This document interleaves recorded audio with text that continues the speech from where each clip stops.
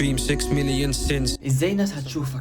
Really I didn't win, I was caught up with the devil, this level you. كلنا بقينا بندور على اتنشن في الحياة بتاعتنا، بس كلنا مش عارفين هل فعلا الاتنشن ده هو صح ولا لا. احنا بقينا عايشين في عالم، هل هنشوف هل اصلا الصورة اللي انا نزلتها جابت انتباه ولا لا. احنا كجين زي بتلاحظ فينا اننا بقينا عايزين اتنشن، عايزين انتباه. البوست بتاع الانستجرام مثلا بتاعنا، كم واحد شاف الستوري بتاعنا، كم واحد اصلا بعت لنا كومنت. وبقينا اصلا مشكلة اكترنا بقى بيحدد قيمته بناء على عدد اللايكات اللي عنده. يعني مهما قعدنا نبحث بدور اشوف هل فعلا وجهة النظر بتاعت الناس شايفاني ازاي ولا لا، وجهة نظر الناس شايفاني صح ولا لا. فالواحد بقى بيدور على اتنشن في حياته بطريقة معينة. انت لما تيجي تحلق مثلا كده هوت، ناس تقعد تقول عليك ايه ده اللي انت بتعمله ده هوت وكده. بس عادي من اوقات لاوقات تبقى مش مهتم برأي الناس او هما ازاي شايفينك. ساعات فعلا ان كلامهم بينعكس عليك، بس عادي في الاول والاخر ده كلام ناس هتروح وتيجي. نخلي حاجة طبيعية جدا انك ساعات تبقى مختلف عن